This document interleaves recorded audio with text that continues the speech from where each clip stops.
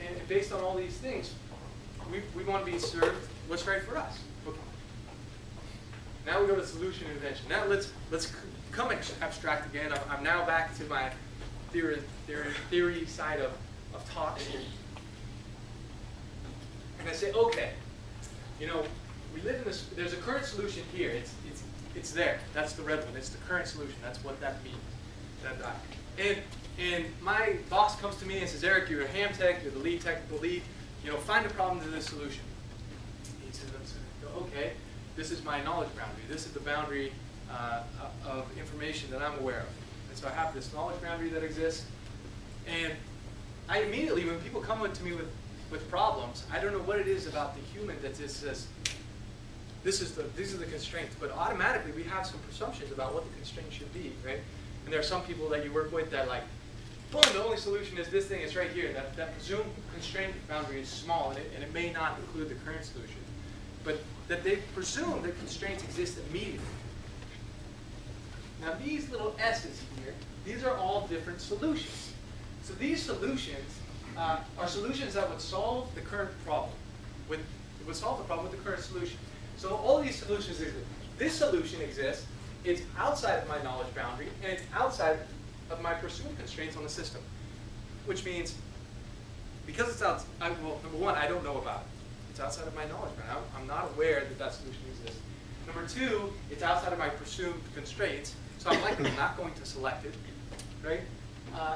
And that's what I have to say about that one. This one, I know about this solution. It lies inside my solution space. I'm aware of it, but it lies outside of my presumed constraints, so I'm likely not going to accept it or select it because I think it doesn't meet the needs of my customer. Now this one here, this guy, he lives inside my knowledge boundary. I know about him. He also lives inside my presumed constraints, meaning I'm likely going to accept this guy. I'm likely going to accept this guy and this guy. The problem with that is that the real constraints of the problem are here. Right? And not only that the real constraints are there, but the best solution lives up here. I don't know about it. It's outside of my constraints. I wouldn't even been thinking of this thing. And if I would have selected this one, what a catastrophe. It's outside of the real constraints. It would have failed. Or would have had some major issue. So how do we push these boundaries around, right? And so that we can expand our solution space. By the way, this is why it's great to work with teams, or I can argue that it's great to work with teams, because you have a different solution space than you and you back there. We all have different solution space, so all of a sudden, this thing gets bigger. We have different presumed constraints. Now we start arguing, which I love to do with my friends at work, about what the real constraints are. So we start questioning constraints, and that moves this constraint thing around. And by the way, this thing, if I showed it in time, all these little blobs would be oscillating. They would all be oscillating and moving around in time. I forget, you can tell me something last week, I have no idea what it is. My knowledge boundary changes drastically every week. And my constraints change as well. I wake up in the morning, I can solve this problem. I wake up the next day, I can't solve it. Wake up the next morning, I can solve it. So, anyways, it's kind of interesting. So this guy, also he also, like Einstein, worked in a patent office. So I was recently thinking that maybe I should just quit and go work in a patent office and be one of these great people. And then I realized that there's more people that work in the patent office than just those two great people. And the probability, actually, of becoming a great person by working in a patent office maybe wasn't that neat. But anyways, he did it, and he recently passed away within the last, well, I guess it's just now over a decade. And his goal in choice was to find a method, to provide a method by which people could come up with innovative solutions. So that's his art, right? And the example that he has in a book is, you know, you have an airplane and you want to increase the speed. So you say, okay, I need a bigger motor, right? And then you make the motor bigger. But then the wings gotta have to support that motor, so they have to get bigger. And oh, by the way, the fuselage has to support the wings, so the whole thing got bigger. And now you may not have a faster plane.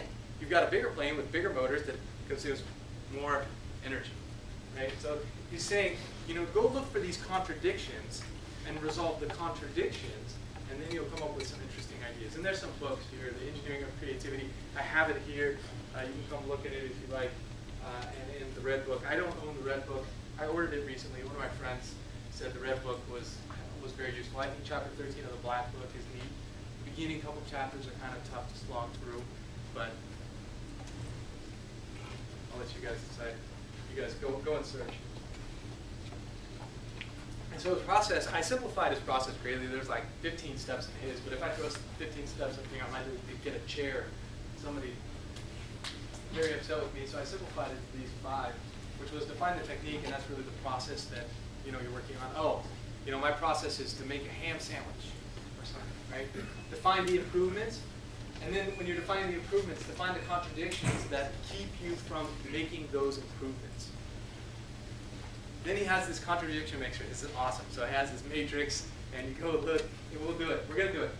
And then you find these magic codes in these boxes, and you look, and you go look in the magic code section, and it says, do this! And it's incredible. I can't believe this works, right? But when you find it, because it's very silly. This guy is like the magic decoder for inventions. And it's a silly man. So he has this thing, and sure enough, you go through, and the first time you do it, you're gonna find one engineering parameter and a second engineering parameter. We'll talk about that in a second. And you go look in the contradiction method. It will tell you to do something that is completely wild, and you're like, dude, this is just wrong. And you keep trying this thing, and then you'll find maybe it's just that you should go through all his principles and then just apply them one at a time. But you apply these things, and sometimes it's like magic. It's just like amazing solutions show up to you that you weren't thinking about before. That you're like, oh, you should try to separate these things, or bring these things together, or using design reversal techniques, or some of these other techniques. That's what he did. He looked at all the patents and he said, what did this guy do? Oh, he used reversal techniques. He used separation techniques, right? He used the harmful method, the changing a harmful problem into a benefit. So this is how he was playing, and that's how he came up with these principles. All right, so we are now Hamtech. We are the people at Hamtech. We are solving this problem. We're going to go make Jamie happy and all the other people in the world who are fighting food allergies and dietary needs, so that we can help them. We're going to make sandwiches, and the improvement is that we want custom sandwiches per the customer's diet allergy need. Formulated contradictions. So this is Mad Libs for engineering. I like to keep it very simple, because if it gets too complicated, I lose interest and I don't go anywhere. So, okay, if I improve blank, I should teach this the first year, but I never saw it in the interview. If I improve this thing by doing this, then this other thing will get worse. That's how easy it is.